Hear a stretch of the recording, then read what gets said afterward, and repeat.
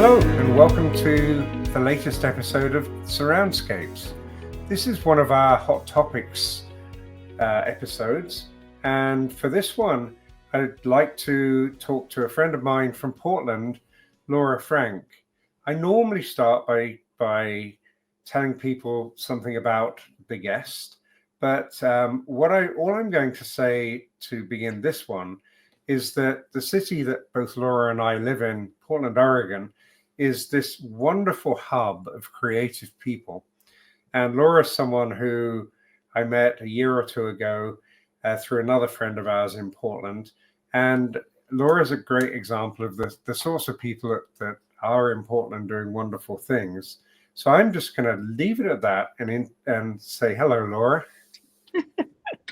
That's a quite wide opening, Graeme. That leaves me a lot of space to pick this up from wherever. So I'm happy to be joining this podcast with you. Thanks for having me on. Excellent. Thanks for being here. So to start with, can you tell us a little bit about your career to date, what you've done so far? It's a pretty wide and varied route of activities that I've taken on over the years, but I'll try and keep it short and sweet. I moved to New York City right after college in the 90s with the goal of becoming a modern dance lighting designer. And so at the time when I moved to New York, the National Endowment for the Arts had just been blown up, basically. And so there were not a lot of opportunities for a young lighting designer who wanted to work in obscure modern dance companies. So I had a bit of a challenge ahead of me. I'd spent my academic career exploring not only lighting design, but lighting technology and the physics of light. I had gone to undergrad thinking I would walk out with a degree in physics and somehow ended up with a dance degree, which was not very exciting for my parents who were funding the bill, but they put up with it. So I leaned back into my technology brain and tried to participate with dance where I could, but found a growing industry in moving lighting, robotic lighting. So 92, 93, that's when companies like Verilight were establishing offices in New York City. And through some connections, I was able to get trained on the gear and start freelancing for that company in New York City. And that is where I was able to build most of my relationships. The kind of work being done with moving lights in New York at the time were everything from, a few lights on a Broadway show to everything happening centered around Viacom. And there was a lot of activity with live music production for both MTV and VH1 at the time. So these systems were everything from like 6 to 12 fixtures and a small control desk, leading up to the mega systems at the time, which were 500 moving fixtures. This is nothing these days, these size systems. But at the time, a system that large, even a couple of hundred fixtures for, say, an award show getting produced at one of the venues in New York City, like the Garden or Radio City Music Hall, that would take a team of 4 or 5 moving light technicians who were brought in by Verilight and a programmer who usually came in with the lighting designer. And so that was my community. That's how I built up my community, was showing up on these teams as a technician, building relationships with the local stagehands, and eyeing that lighting control desk like my future depended on it. That's what I wanted to be doing. That seemed like the right approach for my career. So in those New York City days, I did a lot of Broadway shows. I did a ton of big productions for Viacom. I was one of the lighting programmers at the Concert for New York. And, that led to opportunities to do rock tours, Broadway tours, and so on. And also get into the union there, to IATSE. And I have my local one card to this day, which I'm very proud of. But I also hunger for new technology. Even though I was working at the cutting edge of lighting technology, there was a growing tech around digital lighting, we called it at the time.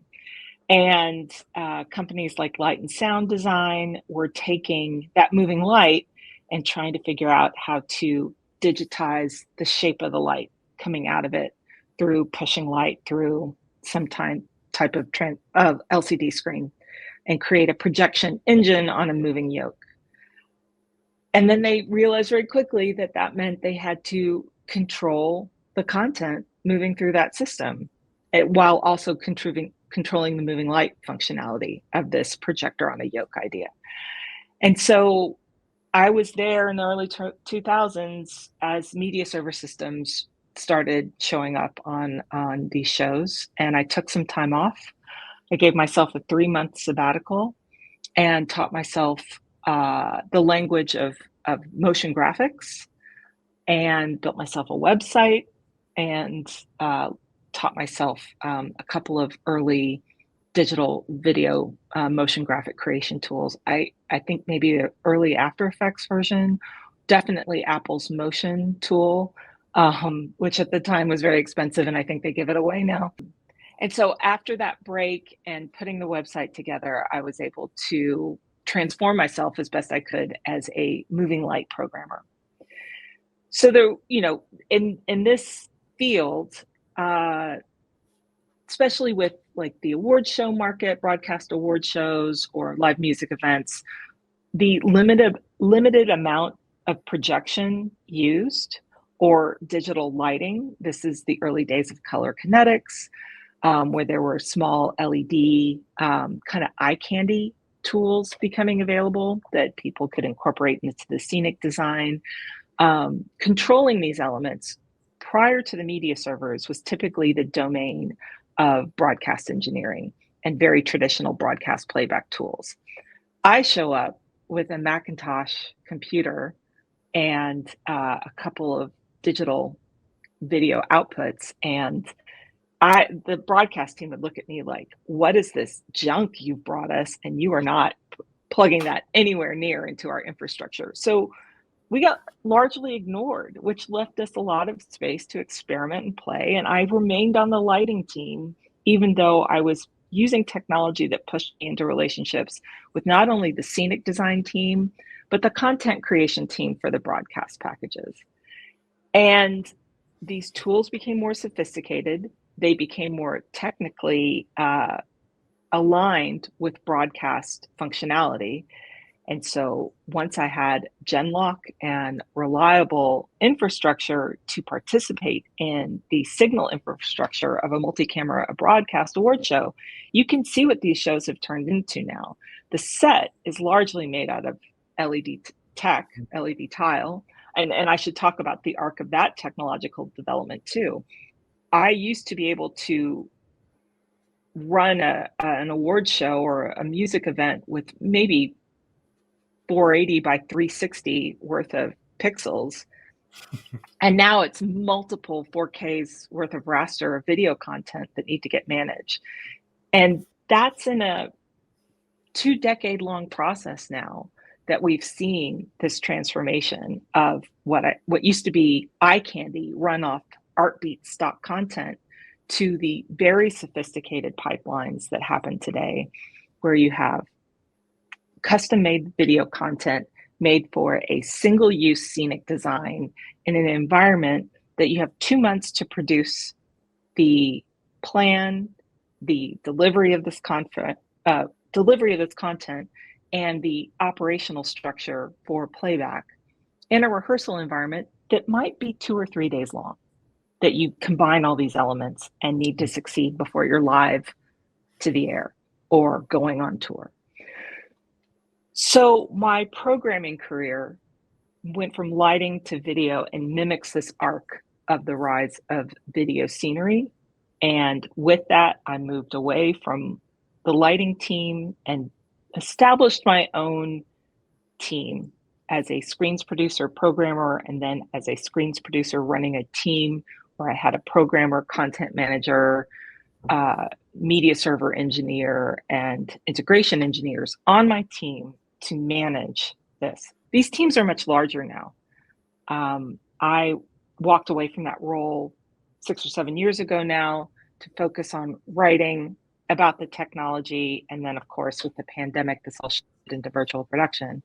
But ultimately, the goal was to establish this team and department for media operations to manage how this practice works in these entertainment production spaces. And which leads me to where I am now, is taking that practice and applying it to installation, where I see there's a rich opportunity to be that communication nexus between the AV technology that exists in installation and the creative application of that technology to public space. So how's that for a 30-year description of how I got to where I am now? Well, it's fascinating. It's like there's a lot of things in there. You mentioned modern dance lighting designer. I back in the day in England was a modern dancer, and I have a lot of friends in that community, and mainly with people like Ron Baer and Adventures in Motion Pictures and DV8 and God, what's the other one? Trying to think of the other one in London. Anyway, lots of friends in that community. Although obviously I come at things from the sound side of it all.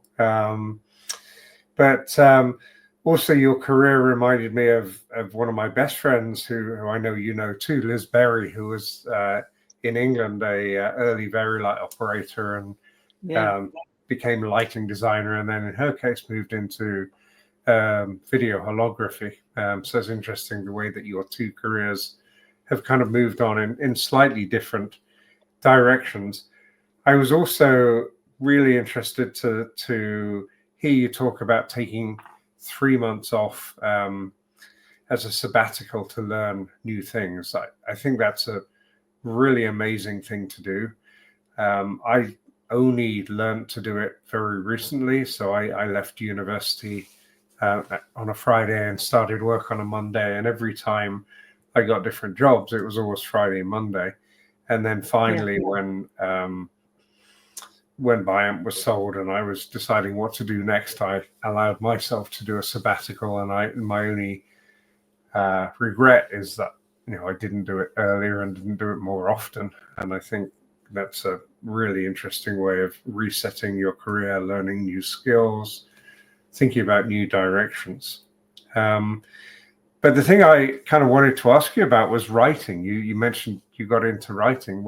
How does that manifest? What are you writing? A colleague of mine, Brad Schiller, wrote a lighting programmer's textbook, and I contributed a quote. And I think I was really struck by the fact that those of us on a leading edge of a technology adoption into an industry possibly also carried a responsibility to not only document the way it evolved in that industry, but to inform the next generation coming into that. As these technologies change and grow quite rapidly, you usually end up on a very complex system that hides its history and the choices that were made that evolve into the platform as it exists currently. I enjoyed the benefit of learning to program moving lights on an ETC Expression 2X, which was a bunch of sliders and a number input keyboard. If I had a moving light with 25 parameter variables, pan, tilt, level, diffusion, color parameters, and I had to manually give a numeric value to each of those elements, I had an opportunity to really understand mechanically how I was controlling this fixture. If I walk up to a Grand MA3 lighting controller, DMX controller now, it is a mystery of variables that, I had to learn how to answer the question, what am I trying to do, in a very limited platform. And so to step up to a platform where all things appear possible, I find that a very hard question to answer what action should I now take to determine what is possible? So writing is a way to kind of expose how those early decisions were made, why these platforms exist the way they do, what ultimately are you trying to achieve with them, as a way to advance learning and advance understanding and good practice. So the taking time off to write, because this was probably my third or fourth sabbatical. I got very good at the sabbaticals, I'm going to tell you, because they were always so enriching, and I think have added to the longevity of my being in a very high demand, high stress career. Stepping back and writing, to me, not only served that purpose of recognizing that this was something I could give back to the community by documenting this practice and sharing it openly, but also with some humility that taking myself out of the equation as a practicing leader and moving into thought leadership, that created space and bandwidth for a new generation of thinkers about a problem to digest it and rethink it and let it continue to grow. And it's been very exciting to see the team of people I handed off my work to, what they've done, and how this has evolved. It's beyond anything I could have achieved, and it's exciting to watch happen. And I do have enough of an ego that I didn't want to get pushed aside. I'd rather just step aside and let this grow and become whatever it's going to become. So writing was a generous way for myself to step aside and let this ecosystem continue to grow and manifest. And also, I could take that role of documentarian in my own way. Wow, that's interesting for me to hear, because giving back as I get to the end of my career is really, really important to me, and it's really interesting hearing how you've chosen to do that. First of all, what form does the writing take? Are you writing books? Are you writing articles? Several things. So I wrote 2 textbooks. Brad, who I mentioned before, Vicki Claiborne wrote a media server programming handbook. They were great examples and mentors to me of what could be done in the community. And Brad introduced me to his editor at Routledge. So I wrote a textbook for Routledge on screens producing and media operations. That book will go into its second edition later this year. But the first edition came out at the end of 2019. So there's that textbook. I followed that textbook later, trying to capture some of what happened during the pandemic with real-time content creation and its application in virtual production. That textbook came out 22. So there's that form of writing. And now I have a pretty active Substack on my experiments with AI. Yeah, you do, and I want to talk about that a bit later on. Do you find that that people nowadays are interested in learning about the history of the industry, or do they just want to use the tools that are available now and not think about how? Yeah, it's always an interesting question, right? Because I mean, I think of my own perspective in my 20s and 30s. I just wanted to get on with it and enjoy it, but that was my point of view. I do get some great feedback from new professionals that this book has been great guidance for them. I also get feedback from people of my generation that they use this book to onboard newer professionals. I left Easter eggs in my foreword that no one's ever called me on, because I did take a couple of swipes at colleagues in my foreword in a fun way. So, part of me thinks it's sitting on a lot of bookshelves as people recognize that this is important information and maybe they'll dig into it one day. I very clearly state in my book that I hope someone will take all this material and write their own book for their own methodology, or talk about the ways that my thinking is incorrect. Like I'm open to all of that. But, I've had enough wonderful conversations, and we're talking maybe a dozen or so, where people have come up to me as new professionals and said that this offered them a lot of guidance and insight, which I'm grateful for. One conversation comes to mind where a producer who does not work in video came to me and said how important that book was for her because it was a book about communication. And that's been really impactful for me to reflect on um, the impact of good communication and a thoughtful architecture of about the way technology is communicated across departments, because that actually has informed the way I approach AI Hmm. as as a process of clear communication. And Hmm. we can talk about that a little bit too.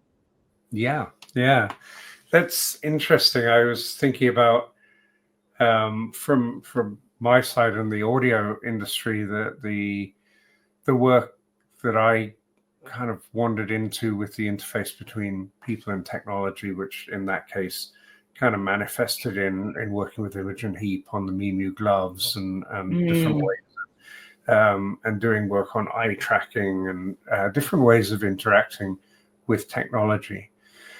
You mentioned you've in more recent years moved from the kind of live side of it to the installation side of it.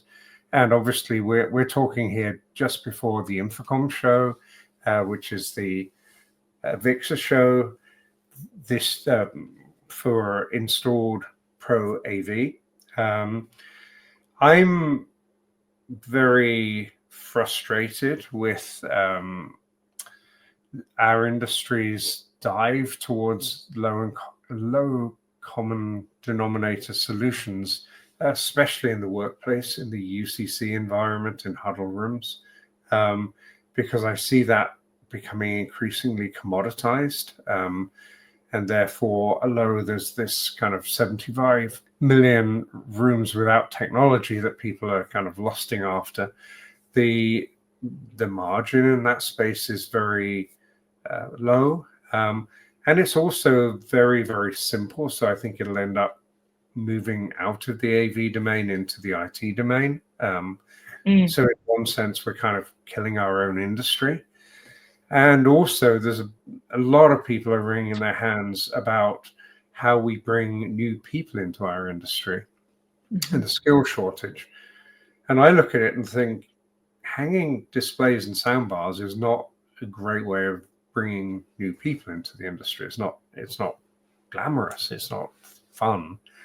But then I look at the experiential side of our industry, and I see growth, I see innovation, I see excitement, I see glamour, and I just wonder why our industry is so fixated on this UCC space, and what your perspective is coming from the live side into the install side and what you see. Yeah, I don't know a lot about the UCC space, and certainly people interested or working in that domain are not going to come to me for the kind of technology that I've existed with. I am specifically focused on a part of the market that is complex, it is expensive, it is challenging, it is hard to maintain, but it is dynamic and I think exciting. So Mm, when we talk about experiential experiential installation, I think that because this I don't want to say buzzword, but I think it does create buzz because people look at their options in AV integration, right? They could be doing call centers, they or or video call rooms, or they could be building lobbies with covered in LED and sound installation. And of course, I think a lot of us would like to only be doing the latter, which is I think there's far more interest than there are projects. mhm, And then the complexity of those available projects is such that you need a type of expertise that you, practitioners don't get to iterate as regularly as one would like so that they can build that expertise. So what happens is a lot of people come in from the entertainment domain who are robust and skilled with the kind of technologies required to do these massive installations, and then they have a cultural disconnect because mm, coming into the install world, the timelines are very different, the budgets are very different, the communication style is very different. And I think what I've come to understand over the last years is that the type of work I want to do in installation, in this experiential design, in these large scale installation works, is really be that force for communication to help blend these communities in a successful way so that technological thinking, that kind of advanced or more sophisticated video infrastructure, because I don't know sound, but I know a lot about video infrastructure at this point, that we can inform the creative process and have a thoughtful collaboration in the planning stages between the creative teams and the technology teams, so that that kind of holistic planning can develop a successful project and a successful and maintainable delivery of that project. I've got a couple of kind of big questions to ask you, but before we get off this bit, there's one kind of little rabbit hole I'd like to go down with you. Having come from the live side into the install side, having talked about going into the pandemic and going into virtual productions, there's an interesting area that I'm curious about, which is as tours have become bigger, as and you've got like Adele going out with basically a city, and Taylor Swift touring, and it becomes more and more difficult to tour in every city because they're so big, so complex. And I've been interested in seeing how people bring elements to what they were doing in virtual into real life touring. But as it becomes a bigger and bigger, undertaking, I suppose, you think, okay, if you can only do that in, say, 5 or 6 cities in the US and 1 or 2 cities in, say, a European country, how do those people who can't get to those shows experience those shows? And there's been a lot of talk about home stuff. So sitting at home and listening on your screen, or I've got a friend, Elad, who's just done the first Vision Pro feature length thing with Bono. And you've got all of that, but that's very isolationist in a sense. You're just sitting at home. And I've been really curious about this idea of a kind of something in between. So, a friend you introduced me to an event in Barcelona, James, who has Lightroom in London and now Korea, and a few other venues that are popping up.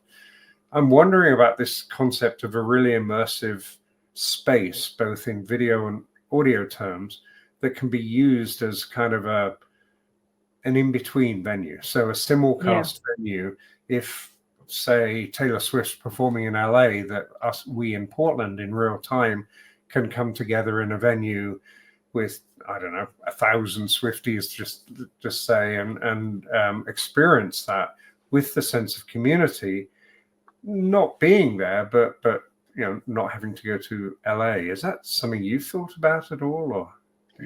I think we're starting to see something like that for sports. I've seen some venues that have these massive immersive screen installations and seating to try and simulate the experience of being at a sports venue and being close to the game.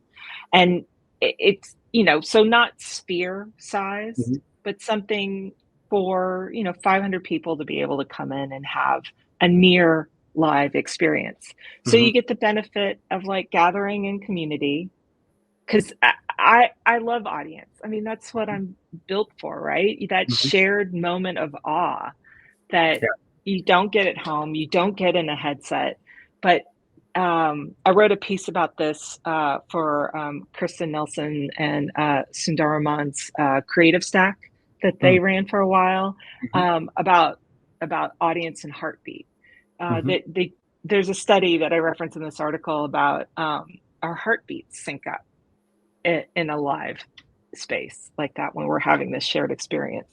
I think as humans, we're always going to be drawn to shared storytelling, whether it's the campfire or, a immersive space where we're having the same experience in real time together. So I strongly advocate for the future of this kind of entertainment.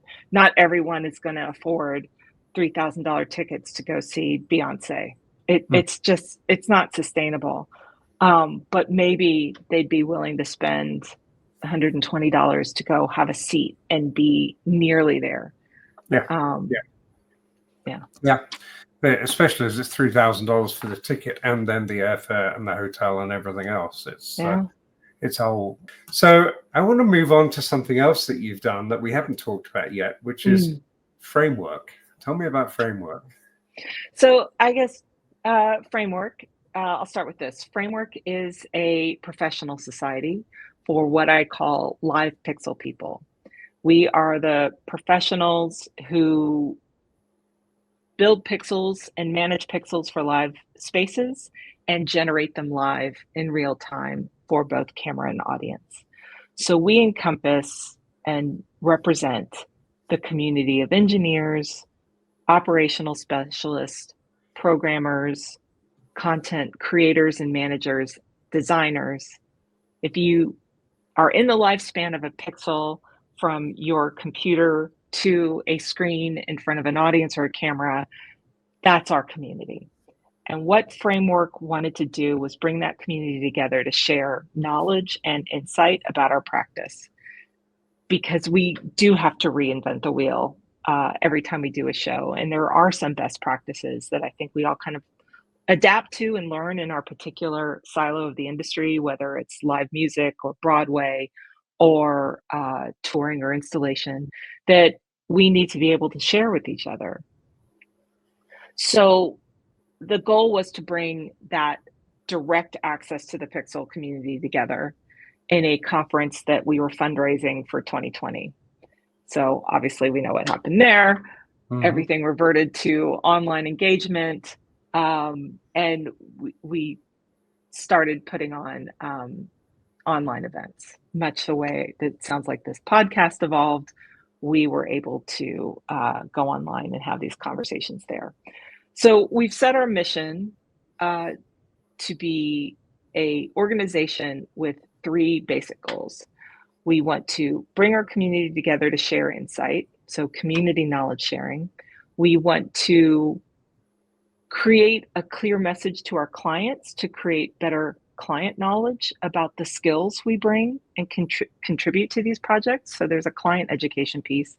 And then there's a mentorship piece for the next generation of incoming talent, where I'm very clear that there are plenty of training opportunities. There are many ways to access the actual knowledge. There are fewer opportunities to understand the culture and methods in the way that knowledge is applied. And it is our responsibility as a professional body to provide that mentorship and insight to the next generation coming into the community. So Framework has been putting on conferences, meetups, connection points for this community to meet those mission points. We are a nonprofit in the US. I have a board.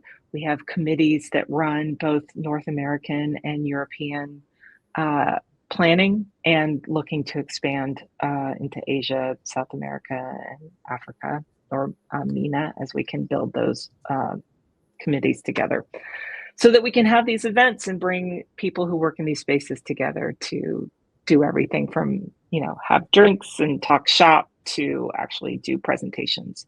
So 2 weeks ago, we held a presentation meetup at Epic's Innovation Lab in London, and 45-ish people showed up, and we gave 2 talks, as well as Epic's generous support for food and drink for the evening. And it's just a really inspired way for a community that works very hard in complex solutions building and creative technologies to come together and share those insights together. We're a very social group, surprisingly, for being in the dark most of the time, in dark spaces, building shows. So I didn't make it to that one, unfortunately, but I hear really great things about how everything came together.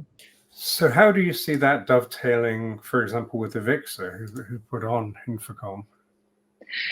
It's an interesting combination of community outreach and who they bring together. Framework's really on the periphery, but I think I'm motivated to bring framework to Avixa, not only at Infocom but also at ISE, because it allows us to, as a body representing sophisticated video show control systems and infrastructure, we can be that partner to people in the AV community to help them understand what this entertainment technology is and how it adapts into installation. So Mm-hmm. that helps us serve our mission for client education.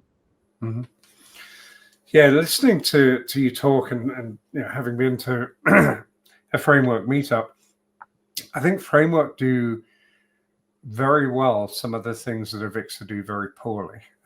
So the social element, the networking element, and there was something you said earlier on, which is really I want to dive into a little bit more, where you talked about technicians, engineers, and creators, content creators, and that all of those people are in the mix.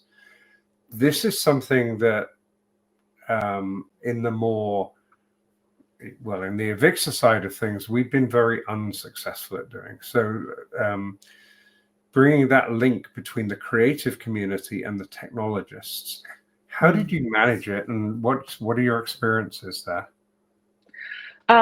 Before responding to that, I just want to point out my experience doing installation work with the Portland airport. That was very much my experience. This thinking is very siloed, and I think Avixa may just be reinforcing a industry mechanical standard of just, you have your AV integrators, you have a architecture team, you have the design creatives, and you have your building stakeholders. And it's a light touch the way these silos interact with each other, or at least that's my experience of it.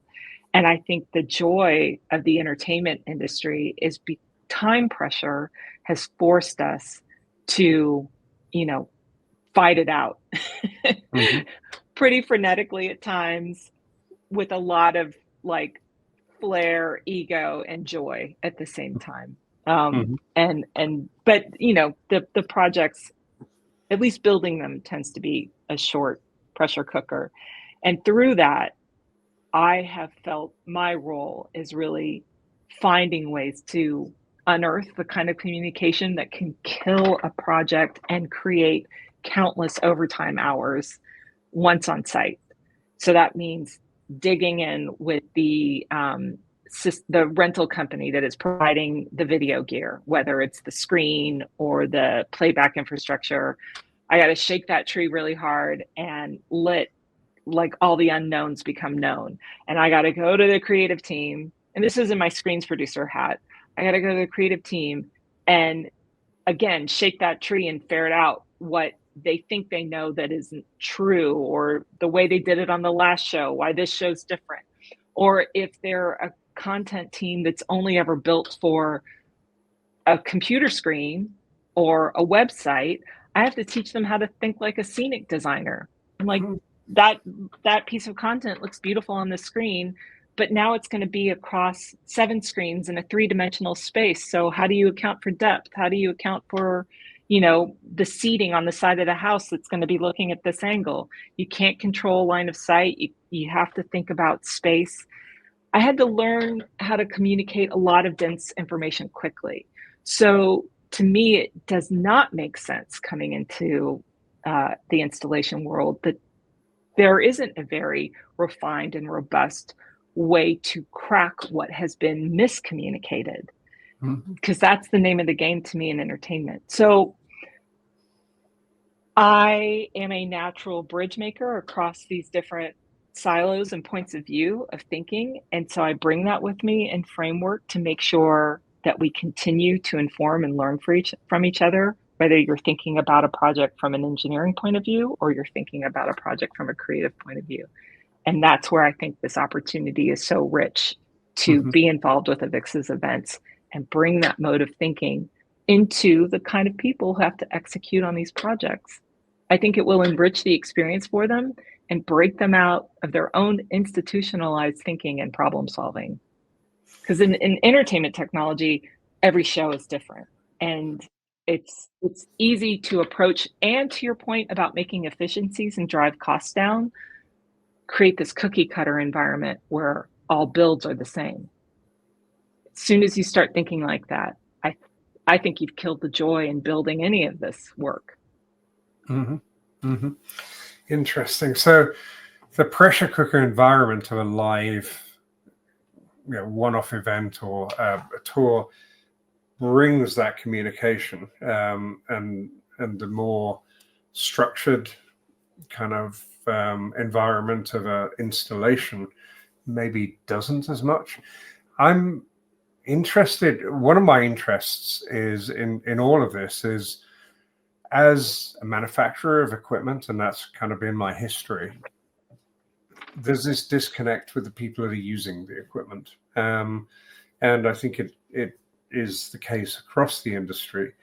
And what that leads to, it's bidirectional. So if we as manufacturers don't understand how creators are using our equipment, we can't make the right equipment to allow creators to realize their dreams. And if creators don't understand what the equipment can do, then they can't properly utilize it. So without this bridge, you've got this, as you say, these silos where people are designing stuff from a creative point of view without a true understanding of the technology, and the technologists are making things without the true understanding of the creative process. And to me, that's a huge missed opportunity. And we seem to have so much difficulty doing what you're doing, building the bridges between those communities and talking in languages. And in the video side, I think is even more so than the audio side. And there is so much jargon, and us on the tech side talk in jargon all of the time, and we get obsessed about like why our widget's better than someone else's widget, and the creators don't think in those terms at all. They're thinking in a much kind of broader kind of how do we get this vision over there. How have you been able in Framework to bridge that kind of tech talk to creative talk side? Besides hosting events at bars, where it's very easy to break down barriers, we do so. I think in our theme structure for our presentations. So for InfoComm this year, we were offered a 90-minute window, and I'm slicing that 90-minute window up around our mission. We're doing a session on community knowledge sharing, client education, and mentorship across those 90 minutes with 3 different panels. So that's one way to tackle it, is just to continue to reinforce that message. There are these pillars that make community. We have centered around ourselves around these 3 pillars and reinforcing those relationships. And then the other way we do it is in our conference curation. So we are currently fundraising for a conference in the fall in New York. And so I've been tasked with kind of suggesting what our presentations might look like. We've come up with a theme we call no victory laps. So when we do presentations, I don't want the product sales pitch. I don't want the pretty pictures. I want to know what broke and how you fixed it, and who it took, what insights it took to get you to that solve. That to me is what's rich about our industry and how we learn from each other. We all know along the way shit went sideways and you had to pick up the pieces and carry forward. That's where interesting storytelling is, and that's what builds community. So when I talk to my sponsors and they want time to talk about their product, to me that means you are welcome to talk about your product. I do not want a product demo. I want to hear from your users, and I want them to have the freedom to honestly talk about the challenge of using your product, where it fails them, where it makes them, you know, a superpower. Tell the whole story. We are very sensitive in this community to bullshit, as far as I'm concerned, Mhm. marketing speak. I don't want to build a conference around that. I want to build a conference around uh, uh, the excellence of the people who do the work, right? So I suppose that, you know, there are several ways that we tackle that, but I think in our conference curation, we make sure we hear from a diverse set of points of view as well as experience. So that means bringing designers in, putting them on panels with engineers, giving them each their own space and voice, and also looking at it from the perspective of someone who's new to the community and the way they approach problem solving versus someone who's a dinosaur like us. Mhm. Mhm. That's really interesting. There were, one of your goals as an organization is a goal that is well, they're all laudable, but the client education bit is Mm, really interesting to me because as an industry, and actually the audio side of the industry has the worst reputation of this. We get called in at the last minute with small budgets, very tight timelines, principally because we haven't articulated to the clients why what we do is important to them in mm, language that they can understand. So I don't blame our clients for not allocating us enough time and money because we haven't articulated the importance of what we do and the importance of being able to hear in meetings or whatever it is. So, how have you found what methods have you found to be effective in client education? yeah, I'm still working on that one. Yeah. I'll just be plainly honest with you. Um, it is it is a slow process, and it involves continually using that type of language, finding that light bulb moment when I'm talking to a potential partner, client, whatever, that engages them. Because I think the trick about the spaces you and I occupy and actually doing projects, building projects, is there is an inherent fear or lack of awareness around the complexity of the technology that we interact with. People look at our tool sets as things that just work because we surround ourselves with excellent people who make sure that's true. I've never once had a show, live entertainment event, full on fail. Okay, well, maybe one. But you pick yourself up and you recover. And most of the time, you work under this incredible pressure because you can't let the show fail. You can't let the project fail. So we have done ourselves a great disservice in letting our domains, our technology domains, remain magic for the people who hire us to do that work. Mhm. And I think now we need to do this very specialized communication to say, it's magic, but magic done well is a partnership. And to inform and grow that partnership, we can do some of that communications work through framework, through my professional practice as a consultant, through the regular conversations like talking about this now, is it is also our responsibility not only to deliver magic, but expose that magic done well takes time, money, and good communication. That's a really interesting perspective on it. I've my thinking up to now has been around that people don't understand the real value of what we do. But that is interesting, and I think back to I like you have.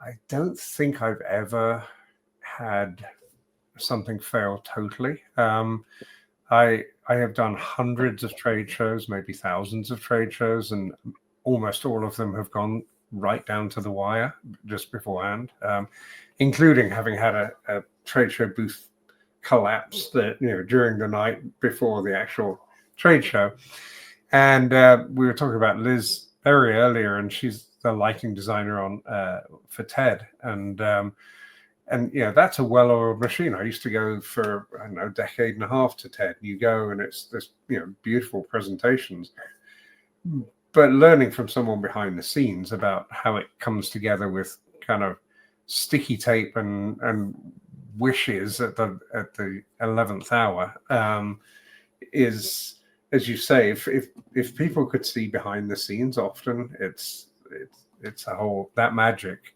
is hangs together just about. Maybe more so in the live world than the install world, because you've got that ability to work on something. And by the way, before we get on to our last topic, I do want to highlight a project that you glossed over, which is an amazing project, the Portland Airport screens. We live in a quirky community, and our airport has long been beloved by everyone that lives in Portland. Our carpet is iconic, and it's just had this amazing refit with everything from what they call them, those llamas the alpacas. Just to help people de-stress, and this amazing organic wood structure. But those screens, tell us a little bit about those screens, because they're amazing. Yeah, this was a great project that was put together by Half Sister Studios and Dash to create the infrastructure and creative display on 2 LED screens that sit above both each of the TSA entrances. They're about 128 feet by 23 feet tall. So they're massive screens, and those teams were tasked with curating some artist content as well as providing interstitial content between the curated artist content. And it's a massive project, right? You think about this space, public space, people usually look to video screens to be informational. And instead, the airport said, we want this to be creative space, which is a wonderful and daunting opportunity, because that space is open from 4 a.m. until, or it's open all the time. We run the screens from 4 a.m. till midnight with new content. So we created an environment that is both real time and rendered using the best of both worlds, and solved a personal pet peeve of mine, which is when you're in public space and you see a video screen and you see the content repeat, I'm like, we can do away with this. We don't need repeating content. So we created an environment that is not only responsive to the time of day, but the content is shaped around weather. The real-time content responds to weather. The amount of time it lasts depends on the day of the year, because it's driven by sunrise and sunset times. So we shift the run of show accordingly. It also is responsive to TSA wait time. So if wait time exceeds a certain amount of time, we run a longer show. So you're less likely to see themes repeat. And interspersed between all of that real-time content are rendered artistic pieces from community artists. And it was an incredible project. It was a hard project, but it was really exciting to build. And the port was an incredible partner in realizing that vision. Yeah, and coming into the airport, it was actually strange because the new airport got opened while I was away. So I went out of America. My wife and I went out of America through the old kind of hodgepodge of repaired bit that we'd had for about 5 years while it was all being done. And then we came back and just our jaws dropped when we got in, and I believe it. There are so many wonderful things about the airport now, but those screens are just jaw-dropping. And as you say, the fact that the airport can put those screens up and not use them for advertising or for information, but just as art pieces is, it's inspiring. It's a gift. Yeah. It's a gift. Yeah. So we've talked for almost an hour without really mentioning AI very much. And I do want to finish off by talking about AI because the way you've been exploring AI and using AI is really inspiring to me. You've looked at it in a really deep and nuanced way and developed some tools that are really, really valuable to me anyway. And the way you talk about it is so much more informed than most people. So I want to dig into it with you. And I gather you have an initiative that's coming up really soon now. Yes. One of the projects I've let brew in the background that has informed a lot of the articles I write on Substack about AI is trying to understand AI as a creative medium. I know there's a huge discussion in the industry, one that's ongoing, and I think still needs some kind of thoughtful resolution around how these models were trained and their use of copyrighted information. That is a challenge. I have my own thoughts on that. But I think we also need to look on the other side of that and understand these models and the opportunity they represent is so empowering and creates equitable opportunities for creative use in a pretty exciting way. And I think to ignore LLMs, AI, and this in general because of the issues mentioned is a mistake. I encourage everyone I meet to start interacting with these tools now, to understand the way they work, what their limitations are, what their powers are.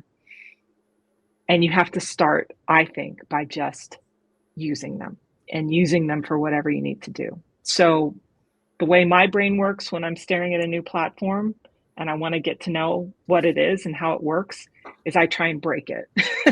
I figure that's the fastest way to understand the logic of a tool set and become an effective user. So I actively on a daily basis try and get LLMs to glitch and see what comes out. And it's been an incredible amount of fun. And one of the ways that I've done this is through this daily conversation where I ask ChatGPT how the weather in vector space is, vector space being the environment where the vector calculations are done to produce its output.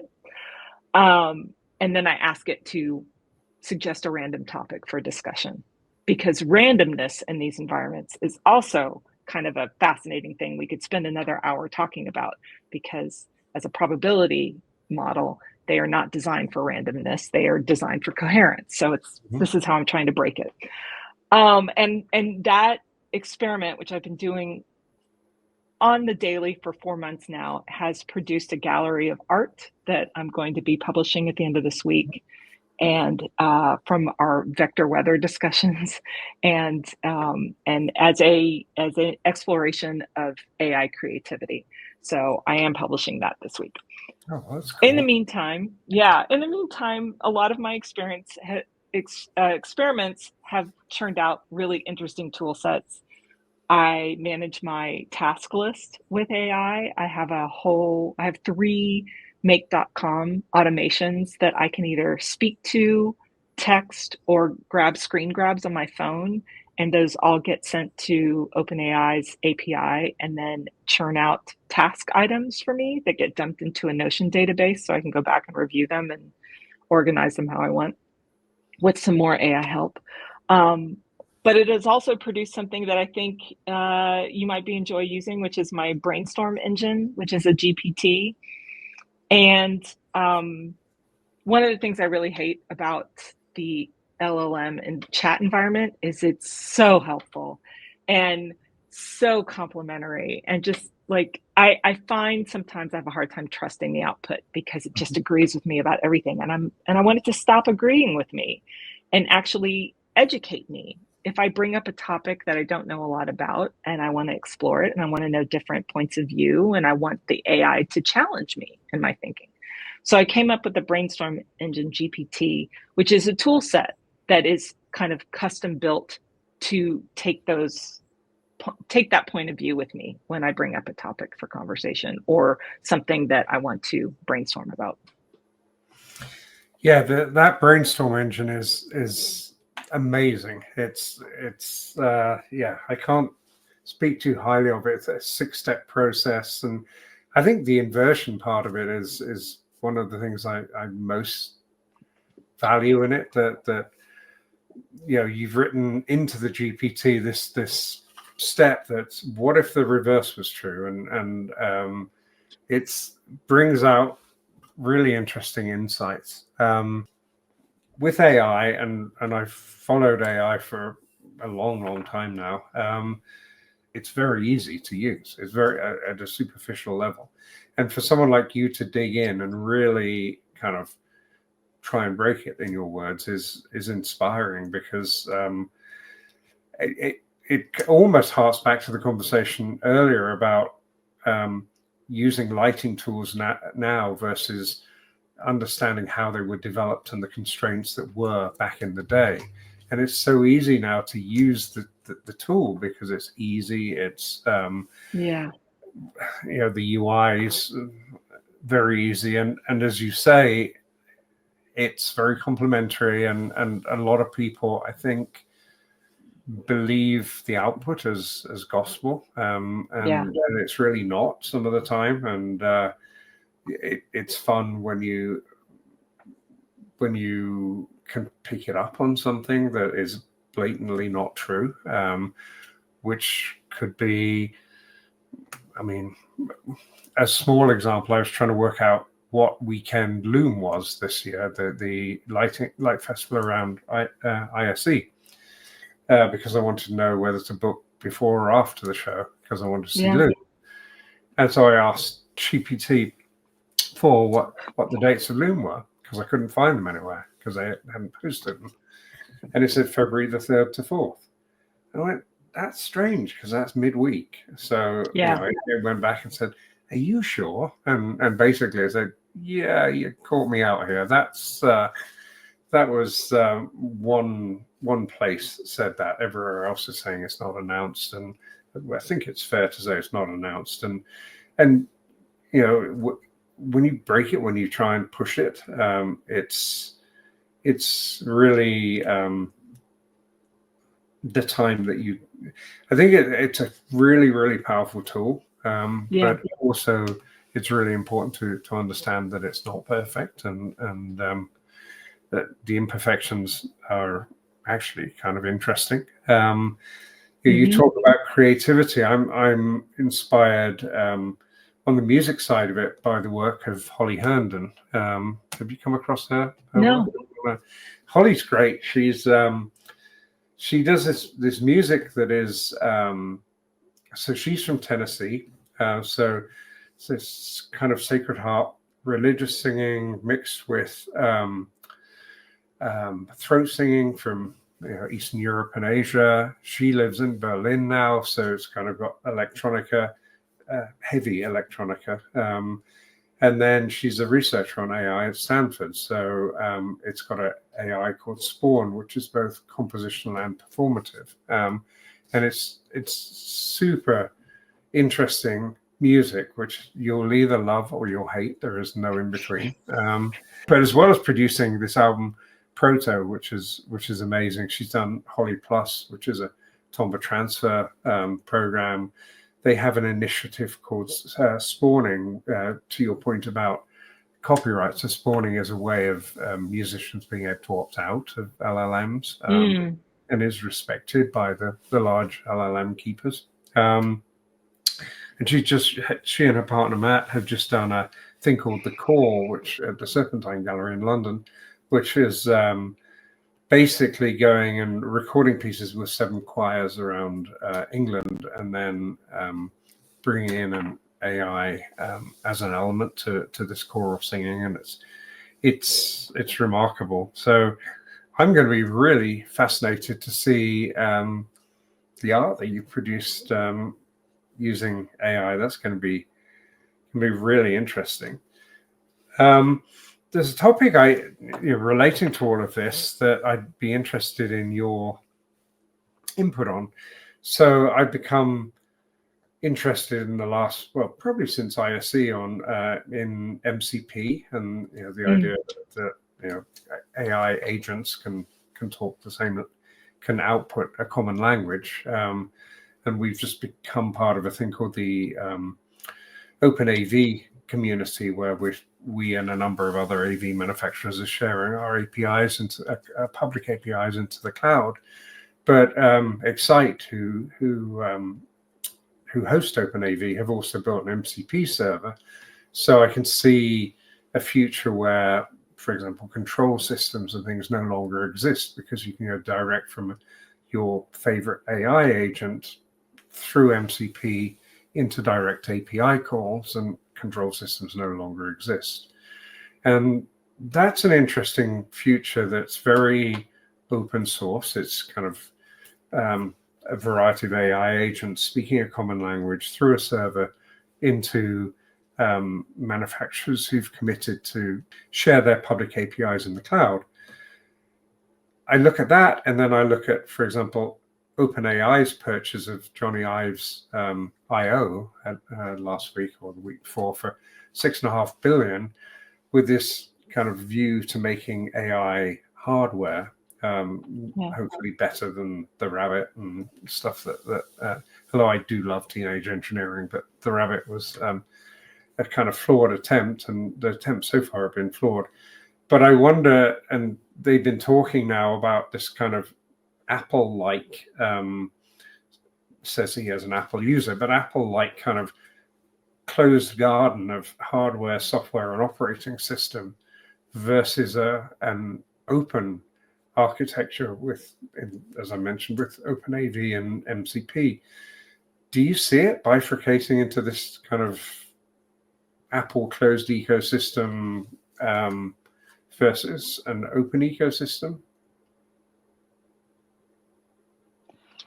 I don't know if I have a clear answer to that question, but I do want to relate this to the evolution of real-time tools in video production, because I think there's an interesting parallel.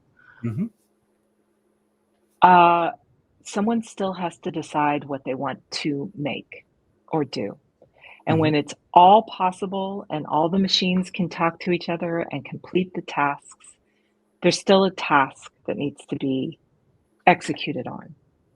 And so it always comes back to, well, what do you want to make? You have your tool library now. You've told me you want to use Unreal Engine or Notch or whatever, you Touch Designer. Great, that's a tool. I still need to know what to put on screen. I still need to know what to make. I still need to know why all these machines are talking to each other and what we're accomplishing. And I think that's where maybe I can answer the question about Apple or open protocols and around MCP.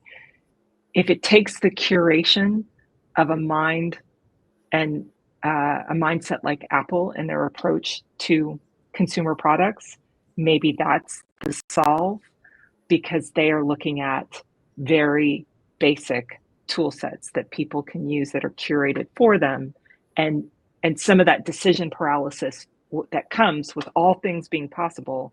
With Apple says these possible things are useful.